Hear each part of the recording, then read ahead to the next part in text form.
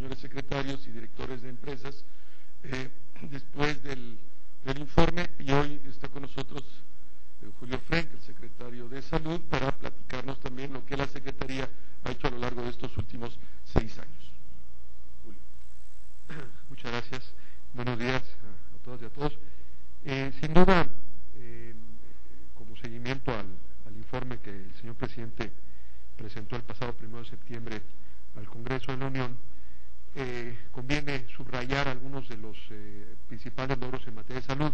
Quiero destacar que en el caso de la Secretaría de Salud, desde el año 2002, nosotros, de manera complementaria al informe que se le entrega al Congreso, emitimos un informe muy ágil que está a disposición de todos ustedes para consulta, que se ha llamado Salud México 2001, Salud México 2002, etcétera, y la más reciente edición es Salud México 2001-2005, que es el acumulado de todo el sexenio. Este no es un informe de actividades, sino es un informe de resultados, de indicadores del sistema de salud, y se presenta cada año en el marco del Foro Ciudadano de la Salud, que ha sido una gran innovación de participación social, participación de las organizaciones civiles y un ejercicio de rendición de cuentas realmente sin precedentes. En el último Foro Ciudadano participaron 300 organizaciones de la sociedad civil,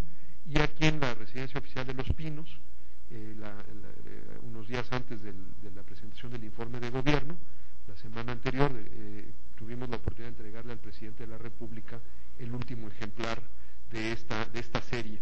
Entonces lo comento porque ahí hay una fuente de información que muchos medios de hecho ya han venido destacando, pero que complementa las cifras a veces un poco más frías que se incluyen en los anexos del informe presidencial.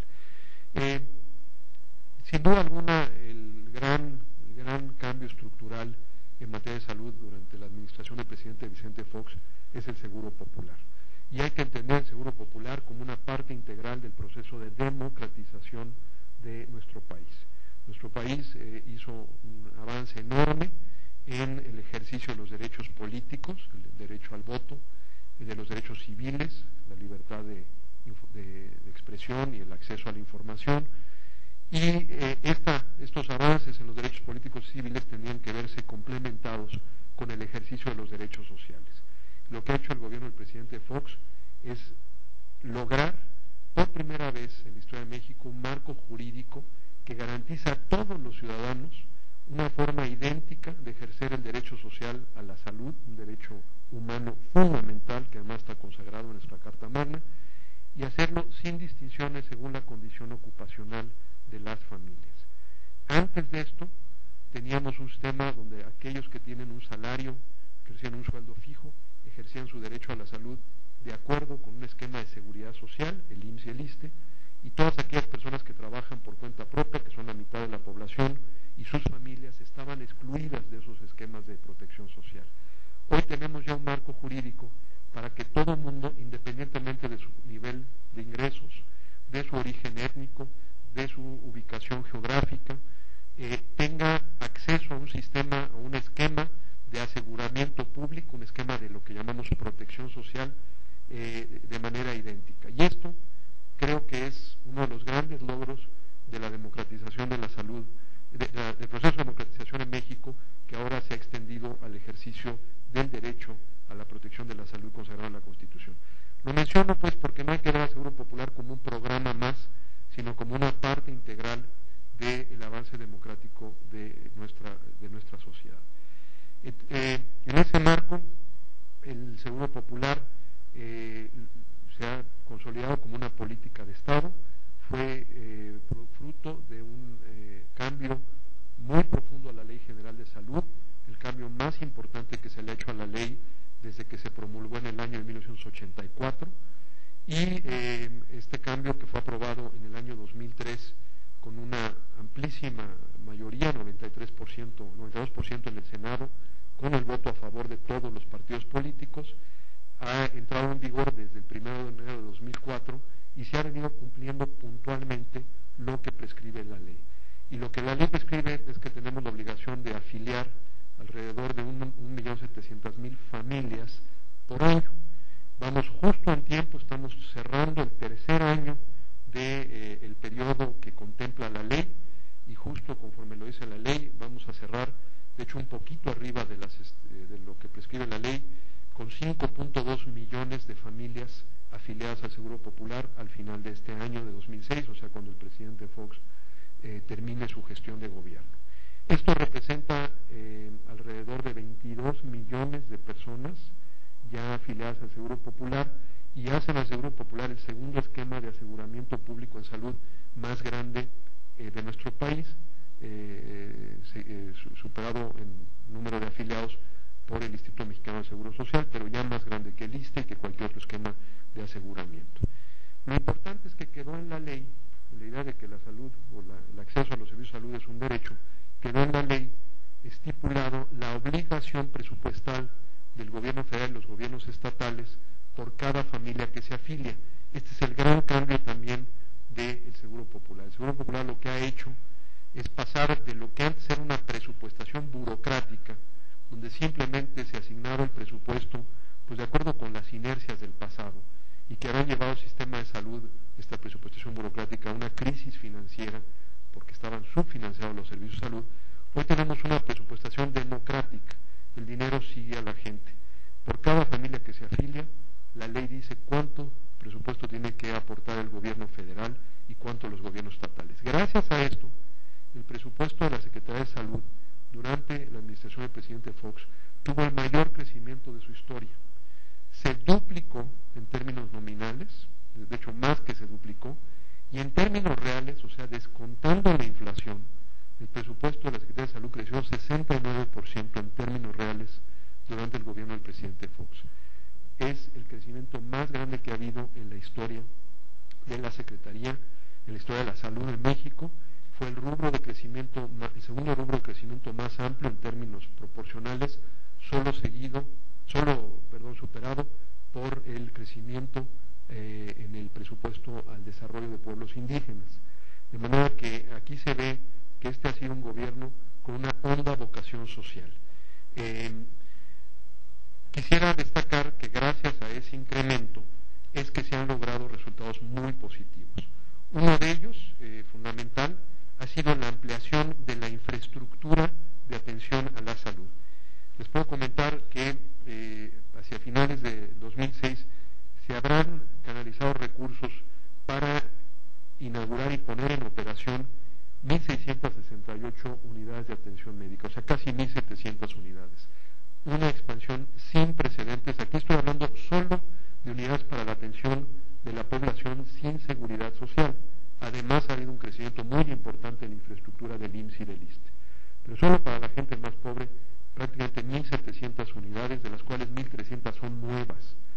Y aquí están desde muchos centros de salud, 1.300 centros de salud, pero están también hospitales, incluyendo algo también sin precedentes, que ha sido la red de mega hospitales, los hospitales regionales de alta especialidad, que se han puesto ya en marcha en la zona más rezagada de nuestro país, Oaxaca, 2 de estos hospitales en Chiapas ya inaugurados este año, Tabasco, Villahermosa, y están prontos a terminarse el de Mérida, Yucatán. El presidente Fox recientemente fue a hacer una supervisión de esta obra, y empezamos, ya cubierto el sur-sureste, a cubrir el resto del país con la inauguración que se hará en noviembre del Hospital Regional de Alta Especialidad del Bajío en León, Guanajuato. Quedan además planteados otros 8 de estos hospitales, y esto realmente no tiene precedentes en la historia de nuestro país, esta expansión. Igualmente, durante esta administración se crearon 2 institutos nacionales de salud nuevos. Uno ya existía, el Centro Nacional de Rehabilitación, que se volvió Instituto Nacional de Rehabilitación, y el otro que realmente se fundó desde cero en esta administración del presidente Fox, que es el Instituto Nacional de Medicina Genómica, cuya edificio también está en construcción en el sur de la Ciudad de México. En suma, solamente para la expansión de la infraestructura y solamente de recursos federales, el gobierno ha invertido arriba de 12,000 millones de pesos. A esto hay que agregarle inversiones muy cuantiosas de los gobiernos estatales y municipales. Es una inversión sin precedentes. Segundo rubro donde se refleja el incremento del presupuesto es en el otro tema de gran sensibilidad para la población, que es el abasto de medicinas. Hemos, por instrucciones del presidente de la República, desde el principio de su mandato, esta fue la prioridad. Hemos desarrollado un sistema de monitoreo externo del surtimiento de recetas. No es el abasto, es el hecho de que se surta la receta. Y les puedo decir que para el año 2005 ya habíamos llegado en las instituciones de seguridad social, IMSS e ISSSTE, con un surtimiento completo de recetas arriba del 90%, en las unidades del Seguro Popular un promedio nacional de 80%, en el resto de los servicios estatales de salud, que todavía no están en el Seguro Popular, 70%. Estos incrementos son muy importantes si tomamos en cuenta que cuando empezamos a hacer estas mediciones externas, el promedio de surtimiento de recetas en el sistema de salud era inferior al 50%. Entonces, haber llegado a 90% en las instituciones de seguridad social y un promedio de 80%, aunque hay muchos estados que ya están incluso arriba del 90%, realmente ha sido un esfuerzo muy importante. Finalmente, y con esto termino mi exposición, pues todo esto se tiene que reflejar en que mejoren las condiciones de salud de la población. Y aquí les vamos a entregar, o se les ha entregado ya una hoja de datos. Ahí vienen muchos indicadores que revelan mejoras muy sustanciales. No me voy a detener en ellos. Simplemente quisiera subrayar en algunos temas fundamentales para el combate a la pobreza y la promoción de la equidad en nuestro país, los avances que se han dado. En materia de vacunación, logramos las coberturas históricas más altas, arriba del 95% en niños menores de 1 año y del 98% en niños entre 1 y 5 años de edad. Estas son las coberturas más altas con uno de los esquemas más completos. Pero lo importante es que además de haber hecho estas coberturas, agregamos nuevas vacunas por primera vez desde el año del 97. Se agregó una nueva vacuna que fue la vacuna de la influenza, que además es la primera vacunación universal de adultos mayores. Segundo, hemos introducido ya la vacuna del neumococo y del rotavirus en todas las comunidades del país que tienen más del 70% de población indígena. O sea, hemos empezado con la gente más pobre, son vacunas muy caras, entonces decidimos empezar con la gente más pobre. Segundo, en salud de la mujer, quiero destacar algo muy importante. En el caso del cáncer cervicuterino, realmente avances muy importantes. En los últimos 5 años hicimos más de 30 millones de pruebas de Papa Nicolau, que es la clave para la detección oportuna. Bueno, este número que se hizo en estos 5 años es superior a todas las pruebas que se habían hecho en los 10 años anteriores. Entonces, un énfasis muy grande. Y esto se ha reflejado en que logramos reducir en 1/4 parte, en 24%, la mortalidad por cáncer cervicuterino en mujeres de 25 años y más.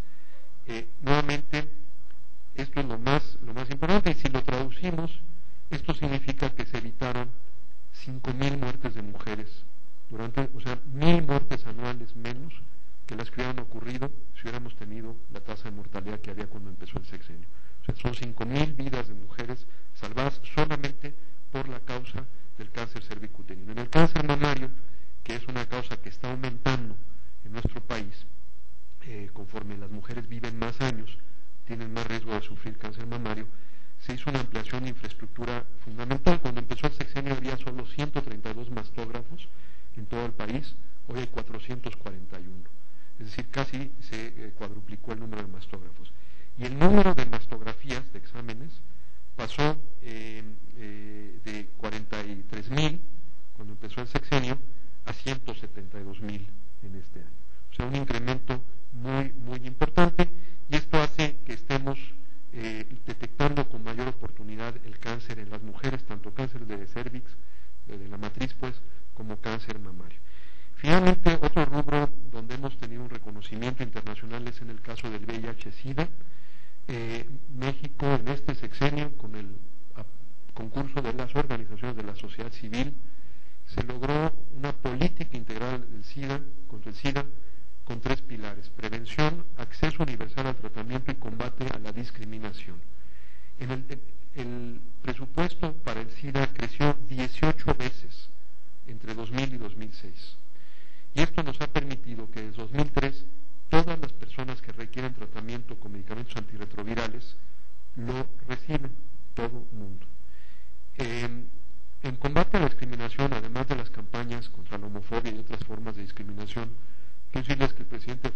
primer presidente de la República que recibió a los grupos de la sociedad civil que representan a las personas viviendo con VIH-Sida aquí en la Residencia Oficial de Los Pinos. Fue el primer presidente de la República que encabezó una sesión del Consejo Nacional de Prevención y Control del SIDA, el CONASIDA. Con ello subrayando, liderando el propio presidente la lucha contra la discriminación. De manera que esto también ha sido un avance muy, muy importante. No me detengo más, las cifras son elocuentes. Quiero decirles que el avance del gobierno de la República en materia de salud está siendo reconocido internacionalmente. México ganó la distinción de ser la sede de la próxima Conferencia Internacional de SIDA, que será en 2008. Esta es como las Olimpiadas de la Salud Pública, porque es la reunión más numerosa de salud en el mundo. Se compite mucho por ser la sede. México fue la sede como un reconocimiento a los avances en materia de SIDA.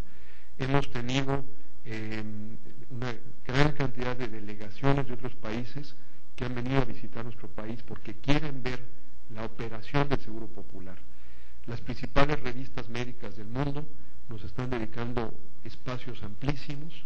El próximo sábado se publicará un artículo muy extenso que escribí yo mismo en la principal revista médica del mundo, una revista británica llamada Lancet, y se nos han dado espacio para publicar 6 artículos sobre distintos aspectos de la experiencia mexicana. Esto nunca se había hecho y solamente habla pues del reconocimiento internacional que tiene el trabajo en México. Recientemente la Red Mundial de Investigación sobre el Desarrollo, que es una red de organizaciones que incluye al Banco Mundial, a Naciones Unidas y a organizaciones académicas, le dio el primer premio en materia de investigación sobre políticas sociales a un proyecto realizado en la Fundación Mexicana para la Salud sobre el Seguro Popular.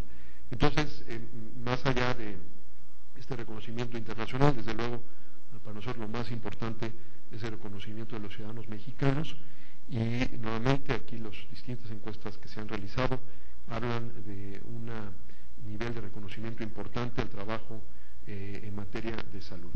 Creo que se deja pues una plataforma de despegue, quedan muchos pendientes todavía, pero se deja una plataforma de avance tanto en lo presupuestal, en la infraestructura, en la dotación de medicamentos, mucho más sólida que la que había al empezar este sexenio, y sobre todo se ha dejado ya un marco de una política de Estado cuyo principio rector es la idea de que el acceso a los servicios de salud es un derecho y una parte esencial de la democracia. Marco Antonio. Gracias, Rubén. Doctor Frank, buenos días. Dice usted que al año 2005 ya se tenía, Marco Antonio Reyes del Canal 11, ya se tenía el 90% de la satisfacción de los medicamentos. Yo quiero preguntarle cómo vamos a cerrar el año 2006 y el porcentaje que falta debido a qué es, de qué estamos hablando, de los medicamentos que faltan. Y otra cosa, respecto a su nominación para la Organización Mundial de la Salud, ¿qué es lo que lo haría usted buen candidato y qué pendientes, digamos, deja en la Secretaría de Salud para la próxima administración? Muchas gracias. ¿Cómo no? Quiero ser muy preciso en el indicador, es el indicador más exigente que hay. Se llama surtimiento completo de recetas. Y lo que hay son encuestadores externos que están a la salida de las unidades de salud y le piden al paciente cotejan la receta del médico contra lo que se le entregó de medicinas. Por ejemplo, si el médico prescribe 3 medicinas en la receta y le entregaron 2, no cuenta. O sea, le ponemos 0 a eso. Es un indicador muy exigente. Si prescribió 4 medicinas y trae 3, no cuenta. Es que si prescribió 4, tiene que traer 4 medicinas. Y ese porcentaje es el que ya para finales de 2005 había superado 90% en las instituciones de seguridad social. En fines de este año vamos a llegar a 95%. Estoy hablando de promedio. Quiere decir que hay algunas unidades donde es incluso superior, hay algunas donde es un poquito inferior. Pero el esfuerzo ha sido mayor. Desde luego, la meta es el 100%. Tenemos que cumplirle a todo el mundo, es un derecho de la gente. Pero el avance de haber empezado un 50% al 95% que vamos a estar a finales, en este indicador es muy, muy riguroso. Segundo, bueno,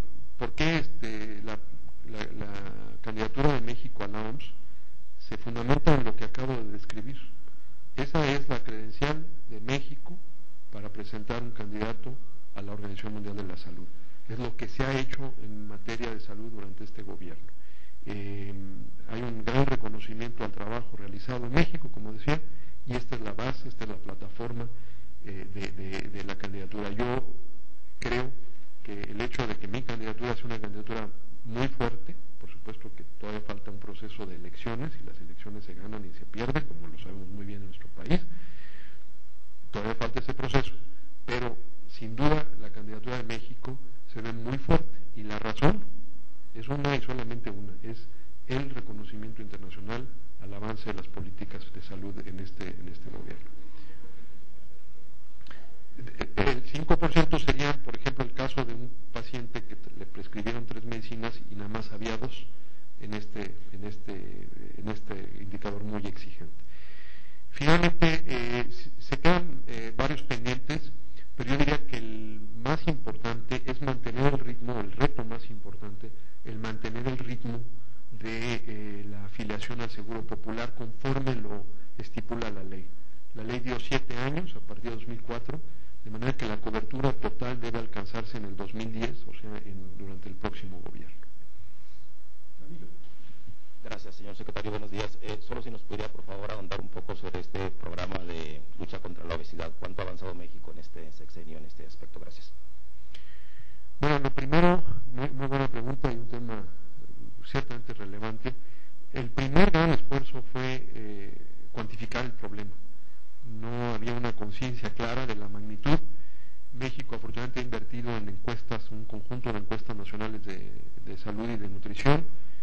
Se había hecho una en el año 88, otra en 99, ya nos empezaba a revelar un incremento en el problema de la obesidad y el sobrepeso, y ahora nosotros hemos hecho la encuesta más completa en la historia del país, y yo creo que de cualquier país en vías de desarrollo, que es la encuesta nacional de salud y nutrición 2005-2006, una encuesta muy completa, con más de 40,000 personas encuestadas, donde no solo se les hacen preguntas, se les toman medidas, se les mide la presión arterial, se les toma una muestra de sangre para ver si son diabéticos, etcétera. Es realmente una encuesta súper completa, de las más reconocidas en el mundo.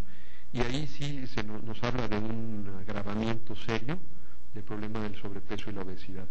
Yo creo que será uno de los grandes retos en materia preventiva. Nosotros enfrentamos con éxito en esta administración el primero de estos nuevos factores de riesgos, que fue el tabaquismo. Se quintuplicaron los impuestos, por ejemplo, a los cigarrillos sin filtro, y se prohibió la publicidad en medios electrónicos. Pero en el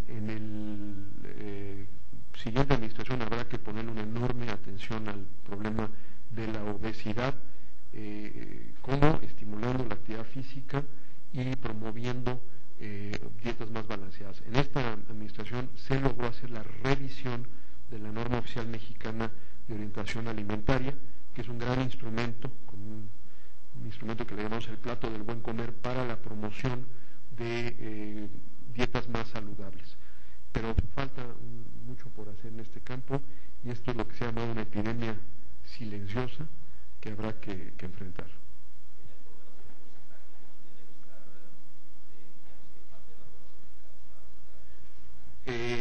No tengo el número exacto en la mente, pero ronda, si sumamos no más obesidad, sino sobrepeso, que es una condición menos severa, pero también digna de atención, sobrepeso y obesidad ronda alrededor del 70% de la población adulta. Y ya incrementos o presencia importante también en niños, que tenemos que atender con una promoción importante de la actividad física y una promoción de dietas más equilibradas. Gracias, buenos días. Brenda Herrera, de Corredonil.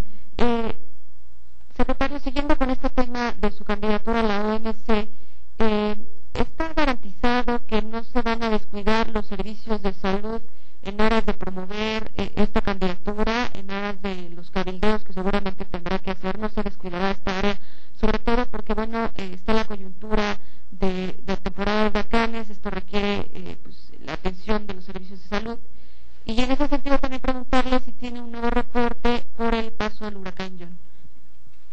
Sí, está absolutamente garantizado que mi prioridad número 1 es cumplir mis responsabilidades como secretario de Salud. adicionalmente, y en tanto que soy secretario, se está dando un proceso de promoción de una campaña, pero no es el ciudadano doctor Julio Frenk, que es el candidato de México, que es el secretario de Salud de México. La OMS es una organización de los 192 ministros de salud del mundo, uno de ellos es México, y entonces cualquiera de esos 192 puede postular a su ministro para aspirar a ocupar la dirección general. De manera que no es nada anormal que un ministro aspire a esta situación. Sin embargo, mi responsabilidad primaria está aquí, y bueno, la prueba es que estuve antier, el domingo, acompañando al presidente de la República en la gira de trabajo que hizo al estado de California Sur, precisamente para supervisar los avances en materia tanto de las acciones preventivas, que ya se cumplieron, que creo que con gran éxito, como ahora en la fase de atención a la población con motivo del huracán John.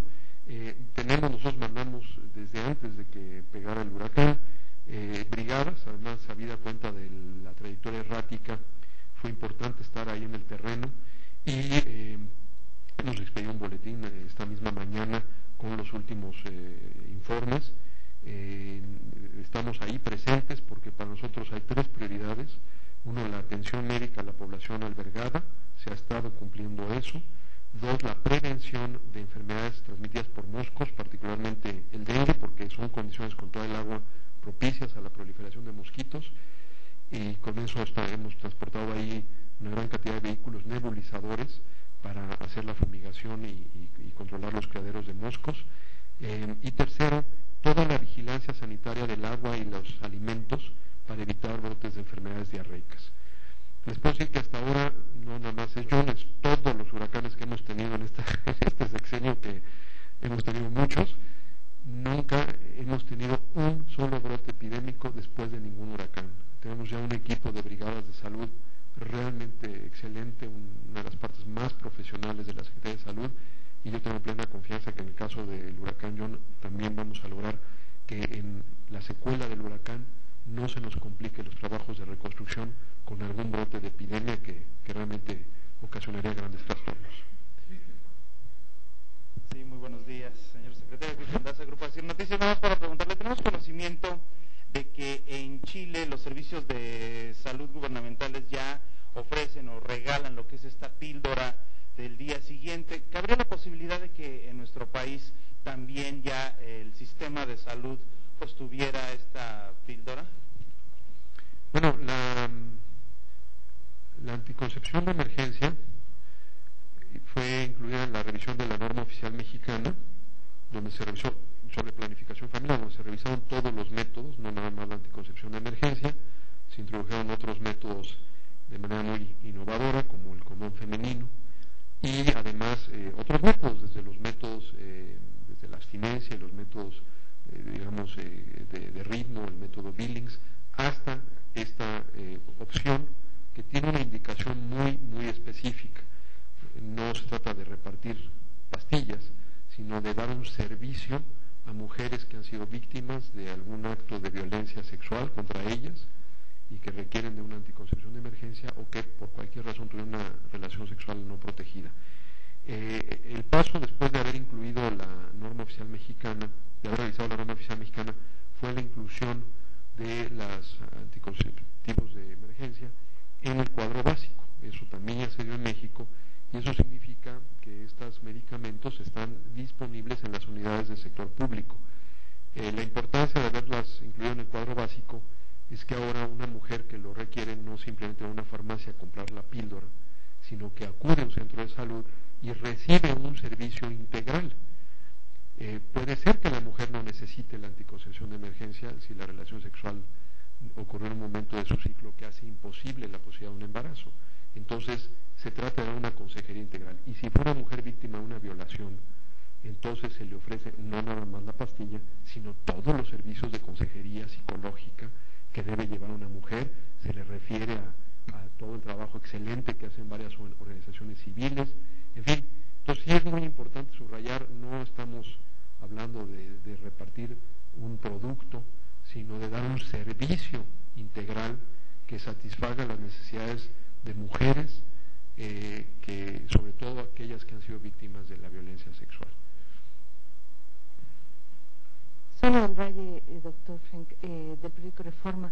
Preguntarle dos cuestiones. Una, si la candidatura de usted a la OMS, ¿en qué beneficia a México como país? Y la segunda, es el último informe del Banco Mundial en relación a los servicios y la calidad de los servicios de educación y educación en el país. Dejaba muy mal parados los servicios de salud. Decía que efectivamente la descentralización había sido un avance de los servicios de salud a los estados y a los municipios, pero los servicios que reciben los pobres son servicios de muy mala calidad. Quisiera tener su opinión al respecto. Empiezo con el segundo. Esa apreciación, ese es el diagnóstico. Por eso se hizo el Seguro Popular, para combatir esa diferencia que había en financiamiento y por lo tanto en calidad de los servicios. El mismo informe también reconoce que partiendo de ese diagnóstico, que no nos tiene que venir así el Banco Mundial. Si usted lee el Programa Nacional de Salud 2001-2006, que se publicó aquí a principios de julio de 2001, o sea, escasamente a los 6 meses de empezar el gobierno, también la primera vez que el programa de salud se da a conocer en el primer semestre de un nuevo gobierno, típicamente se daba hasta el segundo año. Si usted ve ahí, usted verá un diagnóstico sumamente crítico. Por eso se hizo la reforma. Sería, desde luego, imposible pretender que en 6 años se haya corregido todas las fallas que nosotros mismos pusimos de manifiesto en ese diagnóstico. Pero están ya los mecanismos para corregirlo. Yo le puedo decir, por ejemplo, que al empezar este sexenio se asignaba 3 veces más recursos públicos a los derechohabientes de la seguridad social que a los no derechohabientes, que son más pobres. Bueno, por supuesto no nos debía extrañar que los servicios fueran de menor calidad. Esa brecha se ha cerrado y hacia finales de este año lo hemos bajado de 3 como a 1,5 veces, o sea, a la mitad. Todavía hay una brecha que acabar, y no ha sido bajando el presupuesto de la seguridad social, ha sido subiendo el presupuesto de la población que no tenía seguridad social gracias al Seguro Popular. Antes no se daban medicinas a la gente sin seguridad social.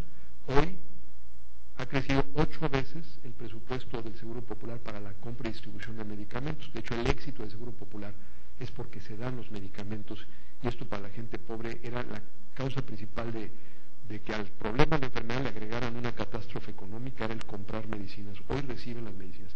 Entonces, aceptamos el diagnóstico, de hecho nosotros mismos lo hemos realizado, pero creo que está ya también, para seguir la metáfora médica, el tratamiento está en curso. Y bueno, si tienen un cáncer muy grave, pues entre diagnosticarlo y curarlo va a pasar tiempo, pero al menos estamos viendo ya un tratamiento que se llama Seguro Popular, que está atacando la raíz del problema de origen, que da esta desigualdad en detrimento de la gente más pobre. ¿Qué beneficios le trae a México? Yo creo que hay 2 beneficios. El hecho mismo de participar en la contienda le da a nuestro país una gran exposición en medios internacionales, por ejemplo, esto que mencioné, espacio en las publicaciones internacionales, y creo que es bueno y es positivo para México que se conozcan sus logros. Publicamos pues todas las semanas, ¿verdad?, las cifras macroeconómicas, y bueno, México atrae y recibe mejores calificaciones, y su clima de inversión está muy bien calificado. Bueno, creo que debemos hacer lo mismo con la política social. No tenemos por qué ser tímidos.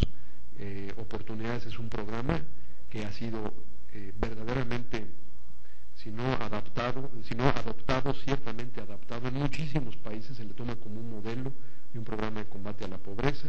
El Seguro Popular ahora también crecientemente. Enciclomedia es otro programa social que ha recibido un gran reconocimiento internacional.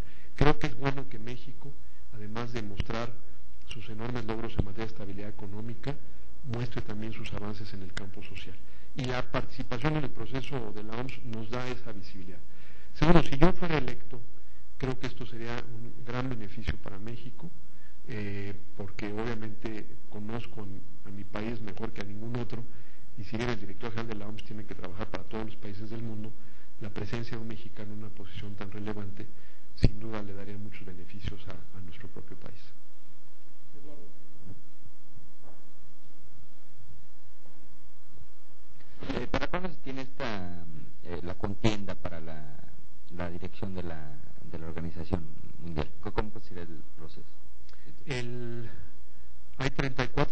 países, la OMS tiene 192 países, 34 de ellos forman el Consejo Ejecutivo.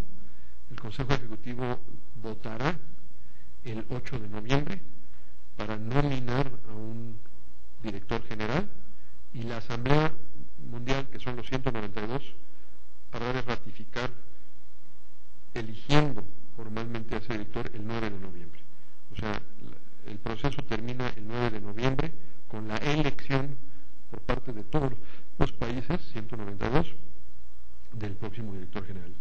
Quien sea electo puede entonces tomar posesión en algún momento posterior, pero idealmente antes o alrededor, no después, digamos, del mes de enero de 2007.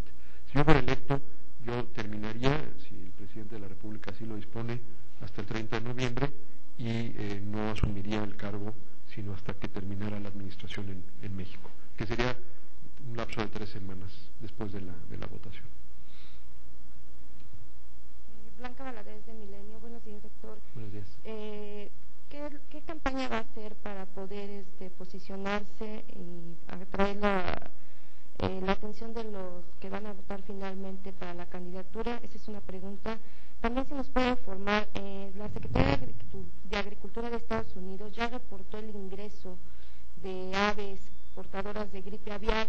En México ya llegaron estas aves y qué se está haciendo. También, ¿qué pasó con el caso Provida? Finalmente van a regresar el dinero que de manera irregular se manejó a esta organización. Y por último, doctor, de acuerdo a la encuesta de nutrición, se falló en cuanto a las zonas rurales y marginales. La gente pobre no mejoró su calidad alimenticia porque en lugar de comer cosas que les beneficiara, adquirieron Maruchan, o sea, mejoraron su cuestión adquisitivo, pero no mejoraron su alimentación.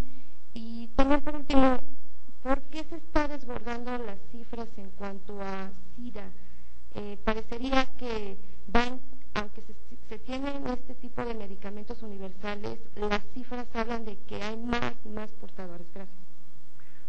Bueno, seré muy rápido porque son muchas preguntas. Hemos hecho en cuanto a la campaña, hay una clara división. La Secretaría de Relaciones Exteriores maneja la campaña, es parte de sus funciones sustantivas, es manejar campañas, y de hecho con el canciller Luis Ernesto Derbez, México ha sido muy exitoso en distintas campañas, la de José Ángel Gurría en la OCDE, la de Bernardo Sepúlveda en el Tribunal Internacional en La Haya, ahora nuestro embajador Luis Alfonso de Alba en Ginebra como presidente de la nueva Comisión de Derechos Humanos. Realmente tenemos una Cancillería muy experimentada y ellos manejan todos los recursos económicos que se puedan requerir para una campaña, toda la función de promoción, etcétera. Entonces, esa es una responsabilidad de la Secretaría de Relaciones Exteriores, no de la Secretaría de Salud. Yo soy el candidato y en la medida en que se me indica por parte de los que manejan la campaña en relaciones que debo hacer una llamada o hacer una visita, lo hago, pero siempre manejado por Relaciones Exteriores. Aves, nosotros tenemos la vigilancia de aves silvestres con la Secretaría de Medio Ambiente y de aves ya para consumo humano, aves de corral, con la Secretaría de Agricultura. No hay ningún informe de la entrada a México y muchas veces tenemos informes de alguna ave donde se encontró alguna variante, pero no una variante altamente patógena del virus. De todas maneras, quiero subrayar, la presencia en un ave silvestre no implica que se vaya a desencadenar todos los eventos que conducen a la influenza. En México no hay presencia de este virus, no está circulando, y quiero reiterar que el consumo de carne de pollo es perfectamente seguro y que no debe interrumpirse. El caso Provida está siendo manejado por las instancias jurisdiccionales que marca la ley, hay distintos procesos en curso y las acciones que tenía que dictar la Secretaría de la Función Pública ya fueron dictadas. Hay ahora un proceso que se está llevando a cabo en tribunales y nosotros no tenemos más que esperar ese resultado y acatarlo en cualquier sentido. No sé a qué parte de la encuesta nacional de salud y nutrición se refiera, pero lo que sí es un hecho en las zonas rurales es una mejora sustancial en los índices de desnutrición, y esto es atribuible a fundamentalmente oportunidades al suplemento alimenticio. Es decir, tenemos buenas y malas noticias. La muy buena noticia es que la desnutrición, la subnutrición ha bajado de manera dramática en México. La mala noticia y la que nos debe preocupar es que está aumentando el sobrepeso. Pero bueno, no hay que olvidar la buena noticia. Hoy hay mucho menos desnutrición en niños que el que había hace 5 o 6 años, y eso en un análisis muy riguroso hecho por el Instituto Nacional de Salud Pública, que ha sido publicado en las revistas científicas más acreditadas del mundo, está demostrado que los niños que se han beneficiado de Progresa y luego de Oportunidades tuvieron aumentos en talla, incrementos en peso, mejora en su desempeño escolar, reducción del ausentismo escolar. O sea, realmente es un efecto muy importante el que ha tenido el complemento nutricional de Progresa y luego de Oportunidades.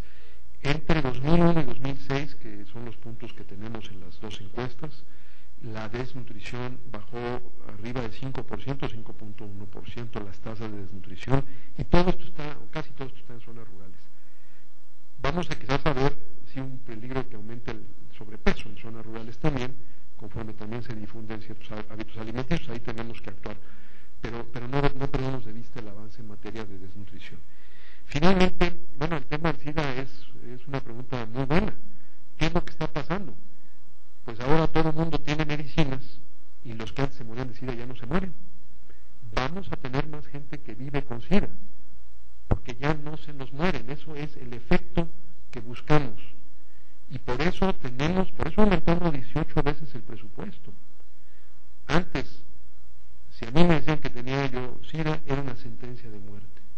Y claro que me desaparecían de las estadísticas en cuanto me moría.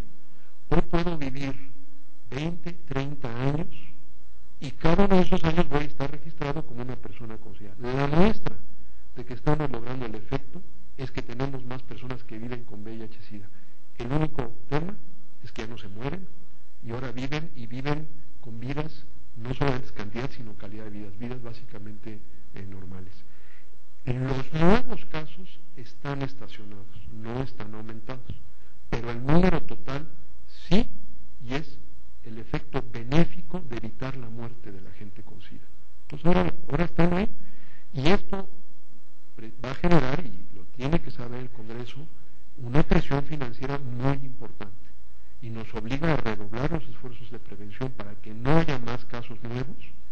Eso se ha logrado. En México ya no tiene transmisión sanguínea, 0 casos desde hace ya muchos años, ya no tiene transmisión perinatal, y la transmisión sexual, que es la causa principal, está en niveles estables. Pero hay que tomar en cuenta que conforme vamos teniendo más personas en tratamiento, o sea, están entrando nuevas personas que se infectaron hace 10 años, y hoy todas van a poder vivir y no se van a morir. Vamos a tener más gente con SIDA, pero qué bueno que estén aquí, que no estén... Qué bueno que podamos decir que la estadística de casos de SIDA subió y no la estadística de muertos por SIDA.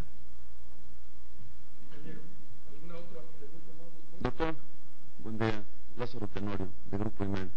Quisiera yo saber cuál es el reporte que tiene usted, cómo ha funcionado el Seguro Popular en el Distrito Federal, y quisiera yo también conocer su opinión en relación a una ley que entró en vigencia aquí en el Distrito Federal en relación a que se puede practicar el aborto en aquellos casos de personas, de mujeres que son violadas. Y por último, el no haber unificado el sector salud en nuestro país se puede tomar como un fracaso en la administración del presidente Fox. Muchas gracias. Bueno, el Seguro Popular está instalado en el DF como en el resto del país.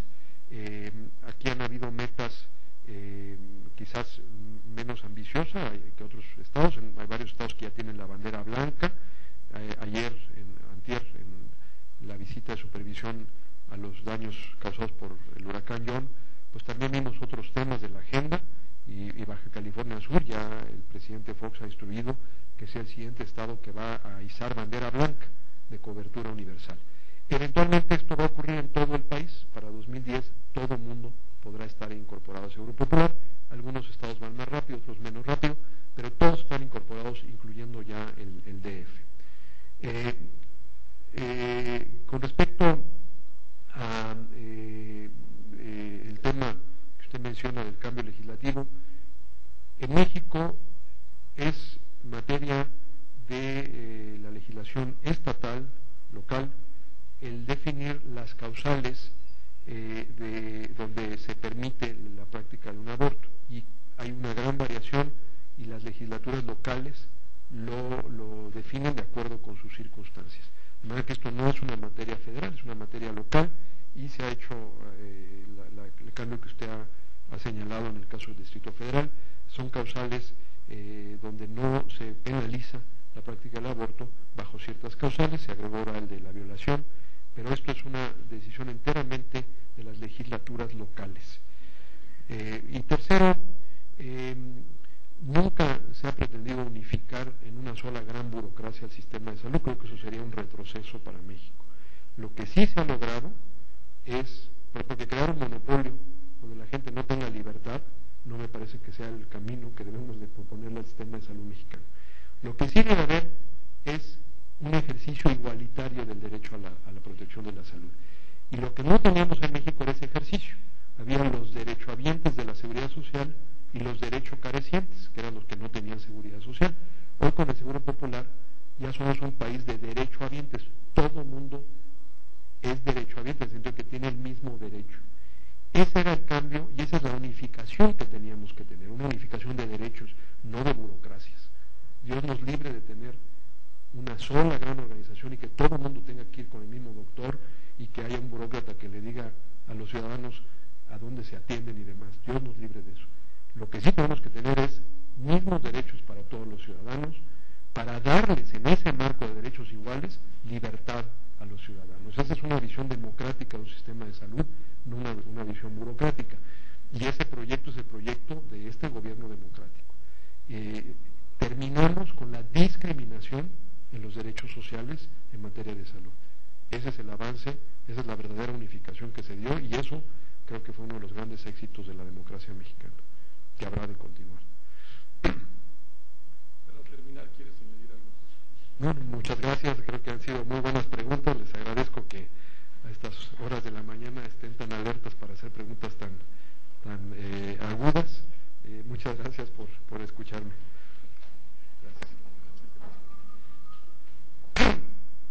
En la agenda del señor presidente para el día de hoy, como ustedes saben, el señor presidente va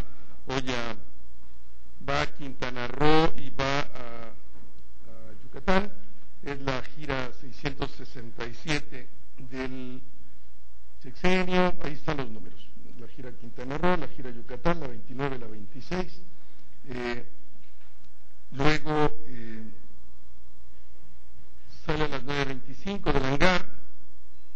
El señor presidente tiene la ceremonia de inauguración del segundo Congreso Internacional de Alimentación Escolar para América Latina, los diversos programas que hay en los países de América Latina de alimentación para los chicos en la edad escolar. Luego sale de ahí a Mérida, y en Mérida tiene por un lado la ceremonia de clausura de la 9ª Asamblea General Ordinaria de la Coordinadora Nacional de las Fundaciones Produce, y luego sale a la Ciudad de México y estará acá regresando hacia las 18:20, y no tiene contemplado después ninguna actividad del señor presidente. Y antes de las preguntas solo quisiera plantear dos puntos. Por un lado, hacer un reconocimiento de parte de la Presidencia de la República, expresa su reconocimiento y felicitación a Carlos Monsiváis por haber sido acreedor al premio Juan Rulfo que otorga la Feria Internacional del Libro, la FIC, organizada por la Universidad de Guadalajara.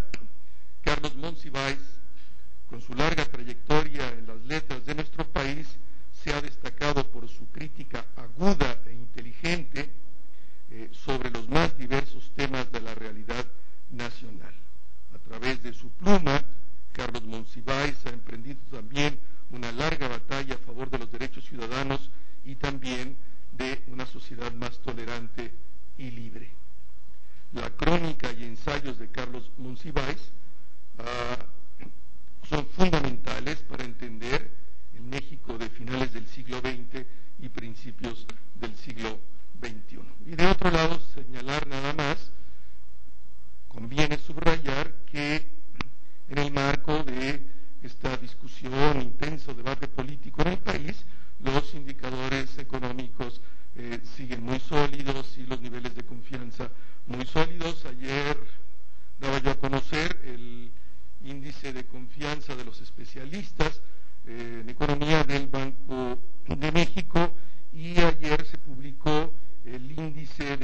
confianza del consumidor del Instituto del INEGI y creció 10.5 puntos la confianza en los consumidores en torno a la economía mexicana, para ubicarse en 111.3 puntos, que representa 10.5% más que el mes igual del año anterior. Y las razones que la población da para tener esta confianza, por un lado, es que se ve que la economía mexicana está desarrollándose y está avanzando. Por otro lado, también que ellos mismos ven mejores condiciones económicas en su propia situación personal. Tercera razón y consideración, que han podido adquirir más bienes duraderos que los meses anteriores, y que consideran que en relación de eso, la manera en cómo están previendo que va a ser su propia situación económica a nivel personal va a ser mejor en los meses que siguen. Ese sería un poco los elementos que quería compartir con ustedes, y si hay alguna pregunta, con mucho gusto. Sí, compañera. Buenos días nuevamente. Yo quisiera preguntarle nada más, hoy se espera ya finalmente la resolución definitiva del Tribunal Electoral del Poder Judicial de la Federación en torno a la elección presidencial. ¿Hasta dónde el gobierno federal va a permitir que continúen estas movilizaciones, estos bloqueos por parte de la Coalición por el Bien de Todos? Gracias. Hoy, como tú dices, será la decisión del tribunal, el máximo órgano electoral, y sus decisiones conviene acordarnos todos como máxima expresión o máxima instancia, no son apelables, son inapelables, y hay que asumir su decisión. Y en este país todo el mundo tiene derecho a manifestar y opinar, y la Presidencia de la República respetará ese derecho siempre. Y los actores políticos en democracia, de cara a la ciudadanía, se hacen responsables de sus actos y de sus dichos, y luego la sociedad elige y juzga. Sara. Héctor. Buenos días, Rubén, gracias. Preguntarte nada más, ¿habría algún mensaje al presidente Fox? ¿Cuál sería la logística y si se habría reunido? Ya el tribunal no ha declarado al presidente electo, pero dice que ganó Felipe Calderón ya a estas alturas por un margen de poco más de 200,000 votos. ¿No se espera que esta decisión pueda radicalizar las acciones de López Obrador, si no hay preocupación por eso? ¿Y cuál sería la logística en cuanto al presidente? ¿Se habrá de reunirse mañana? Primero habrá que esperar la resolución del tribunal, y estaremos muy atentos a la resolución. Lo más probable es que sea el propio día de hoy. En ese momento, como yo lo había anunciado, sí está contemplado que el señor presidente dirija un mensaje al país, un mensaje a la nación, para cerrar el proceso electoral. Ese sería el último acto ya del proceso electoral propiamente tal, y sí está contemplado la posibilidad de un mensaje del señor presidente, que el señor presidente, en el caso de que el tribunal haya resuelto el mismo día de hoy, al regreso de su viaje de hoy, pues grabaría este mensaje y se pondría a disposición de los medios de comunicación hoy mismo. En este caso, si el tribunal resolvió, al regreso el señor presidente de su viaje grabaría un mensaje. Sí está contemplado también que si el señor presidente, que si el tribunal confirma, pues, convalida la elección y decreta o declara presidente electo, el presidente se reuniría con el presidente electo el propio día de mañana para acelerar el proceso de transición administrativa del gobierno y al nuevo gobierno, y la reunión se tendría contemplada para el día de mañana, insisto, siempre dependiendo de que el tribunal decida el día de hoy la calificación de la elección como válida y el nombramiento de presidente electo. Sí estaría contemplado eso.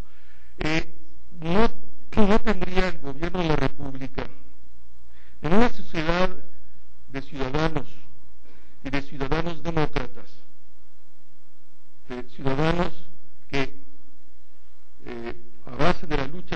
ocasiones nos hemos podido dotar del sistema democrático del que hoy gozamos, el que el tribunal decida sí debería de ser un motivo de satisfacción del conjunto social y de radicalización, pero de radicalización de nuestra vida democrática. La máxima instancia, todos los actores tuvieron opción de manifestar sus impugnaciones, de tratar de probar sus dichos, y el tribunal, máximo órgano electoral del país, de analizar las diversas documentaciones que se le allegaron. Los dichos no prueban los documentos. Entonces, los documentos que se le hicieron llegar, el tribunal habrá de decidir, y todos debemos sentirnos muy orgullosos de que nuestras instituciones funcionen, y todos pues deberíamos de acatar. En una sociedad democrática se acatan las decisiones de la suprema instancia, ocurre en todas las sociedades democráticas, y cualquiera que sea demócrata lo habrá de hacer. Uno que no sea demócrata pues no habrá de respetar, pero él mismo se revelará en su carácter antidemocrático. Los demócratas respetan las instancias de la sociedad democrática. ¿Sí? Preguntarle, el día de ayer la gobernadora de Zacatecas, Amalia García, dio a conocer un comunicado y un pronunciamiento en el sentido de que quería devolverle a la Federación los servicios educativos. Quisiera saber si la Presidencia tuvo notificación sobre el tema y en qué sentido, y si tiene algunas pláticas con la gobernadora, y si esto es posible que la gobernadora decida de manera unilateral regresar los servicios educativos que fueron transferidos en el 92. Gracias. Desde el primer momento ha estado en contacto el secretario de Educación con la gobernadora de Zacatecas. Yo he estado en contacto todo el tiempo también con el secretario de Educación. Hay unas pláticas entre la Secretaría de Educación y el gobierno del Estado de Zacatecas. De hecho, hay declaraciones del señor secretario del día de ayer que hoy registra la prensa. Héctor, Marisa. Buenos días. La Presidencia de la República tiene contemplado pues cambiar un poco el programa de trabajo del presidente Vicente Fox, con menos apariciones o menos forma de hacer política. Se habla para que el nuevo presidente se fortalezca y tenga un mayor accionar de aquí al 1 de diciembre cuando tome posición. Es absolutamente compatible que el nuevo presidente electo, seguramente después de que sea reconocido por el tribunal, el que habrá de ser presidente electo, pues tendrá una nueva presencia en la sociedad mexicana, tendrá una nueva presencia de cara a los diversos actores, y seguramente también una nueva presencia en los medios de comunicación.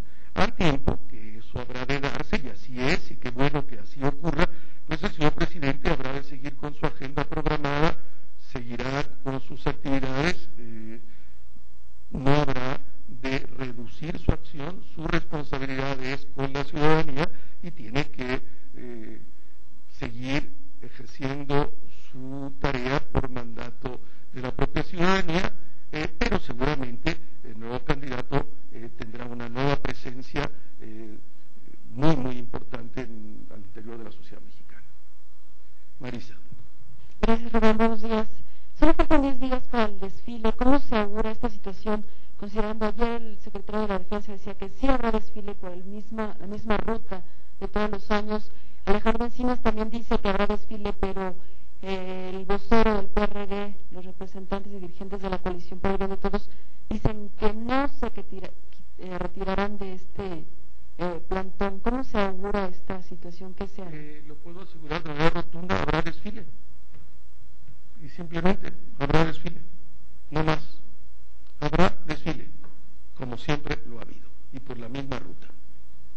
Mil gracias, buen día, nos vemos mañana. Sí. La postura de la Presidencia de la República con respecto a este caso de Isosa, que al parecer las autoridades judiciales del Distrito Federal ya lo están llevando al terreno político, pues al citar al propio secretario particular de Francisco Gil Díaz, Lorenzo Hernández. Bueno, ya aquí mismo en este espacio, el secretario de Hacienda fijó la posición de la Secretaría de Hacienda sobre el particular. La Procuraduría de Justicia del Distrito Federal investiga y está en el marco de su responsabilidad investigar